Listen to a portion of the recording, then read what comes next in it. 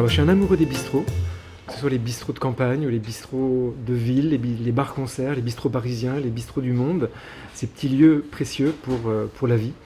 Et j'ai écrit des livres sur ces lieux pour les faire connaître, pour montrer leur originalité, leur personnalité, le talent, tous les talents qu'ils révèlent.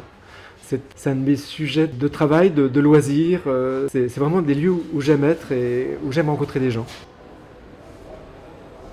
Quel effet ça te fait de te retrouver dans un bistrot vide ?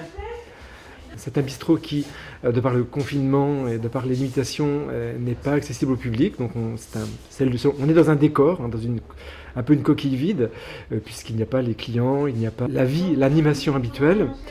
Alors c'est triste que ce soit juste un décor, justement. On espère qu'ils vont bientôt réouvrir et que cette catastrophe va s'arrêter rapidement. C'est là qu'on y croise des personnes qu'on ne croise pas forcément autrement. Enfin, tout le monde y va, que ce soit le matin, les gens de la voirie, les gens qui travaillent, les gens qui s'arrêtent, les livreurs. C'est effectivement un lieu de vie. C'est un lieu de vie dont on regrette la fermeture actuellement. Le bistrot est un lieu pour les cinq sens. Et pas seulement, comme on est habitué maintenant, un lieu, un écran, un lieu uniquement visuel avec juste un son. C'est un lieu dans lequel on est immergé, dans un décor, dans une ambiance sonore, une ambiance visuelle. C'est un lieu qui reflète la personnalité de la femme ou de l'homme qu'ils tiennent. Donc on est vraiment dans un lieu ouvert à tous, puisqu'on n'a pas besoin de prendre rendez-vous ou de réserver. On est dans un lieu ouvert à tous, mais aussi chez quelqu'un. Mais c'est surtout, à mon sens, un lieu de rencontre. C'est un lieu de rencontre, d'expression entre personnes qui ne se connaissent pas au coin du bar. Et ce qui est intéressant, c'est qu'on a, sur un pied d'égalité très brièvement, à hauteur du comptoir, on a ces différentes personnes qui peuvent se parler, s'écouter. Alors, c'est pas la révolution en marche, c'est juste un instant, une image. Mais néanmoins, il y a des échanges qui peuvent se faire et qui ne peuvent pas se faire ailleurs. Il n'y a pas d'autre lieu où on ait une telle mixité sociale que le café. C'est un lieu d'expression aussi de talents musicaux. Un certain nombre de bars, notamment à Paris, accueillaient des artistes, des bars-concerts. Dans le guide Paris Bar-Concert, j'en ai répertorié près de 300 qui donnaient des concerts tous les soirs, ou une fois par semaine, ou un peu plus rarement. Ça dépend des quartiers.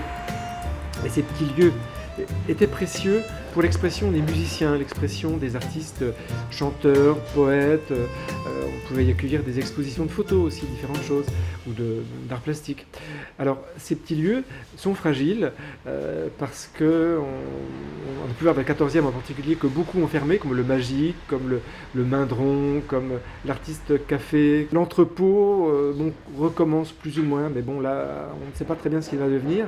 Et c'était des petites scènes où il était assez facile de jouer pour des musiciens débutants ou confirmés devant un public du quartier ou de leurs amis.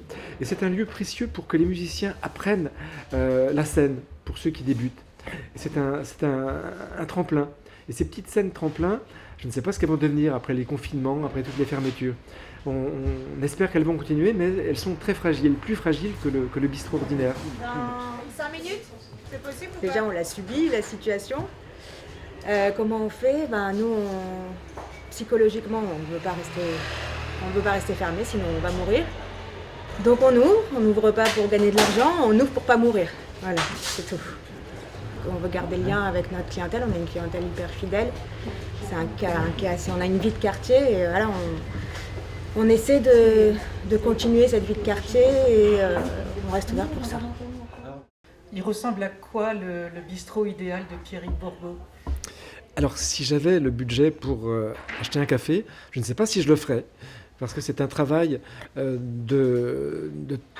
qui demande une présence considérable, avec l'insécurité actuelle sanitaire, tout un travail d'administration, de paperasse. C'est vraiment un savoir-faire relationnel, un métier très compliqué, qui demande beaucoup de compétences, et j'ai beaucoup d'admiration pour ceux qui le font. Est-ce que tu as des souvenirs de personnages du quartier, de scènes cocasses auxquelles tu aurais assisté ? J'ai le souvenir de Cabu qui venait tous les mardis matins prendre un café au Tonton, à l'angle de la rue du Château et de la rue Raymond-Losserand, qui préparait à sa journée de dessin du mardi, c'était le bouclage du Canard enchaîné.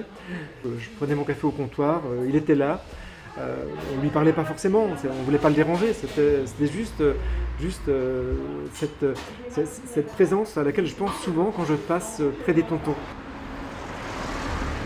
Il y avait les scènes des bars-concerts, le Magique par exemple, Marc Havet qui chantait régulièrement dans sa cave. Afin d'être dans la norme, pas dépasser les bornes, comme je ne suis pas Capricorne, ça ne le fait pas.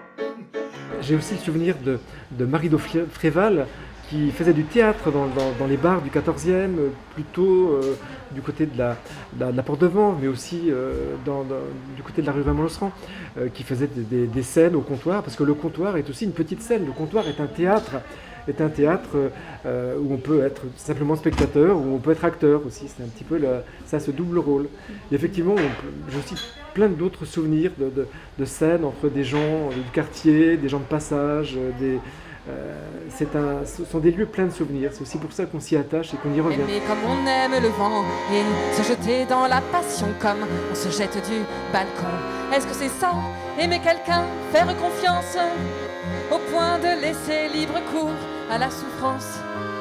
Ne plus jamais prendre de gants, voir exploser les sentiments dans tous les sens comme un bouquet final du 14e. En tant qu'habitant du 14e et citoyen, qu'est-ce qu'on a comme acte de résistance possible?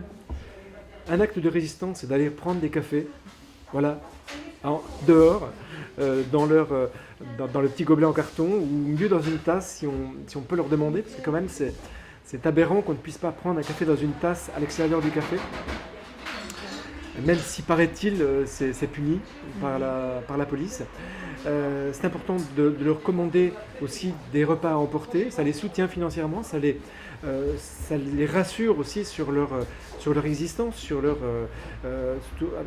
après tous les efforts qu'ils ont faits avec les masques en cuisine, en salle. Donc c'est important de leur dire qu'on tient à eux.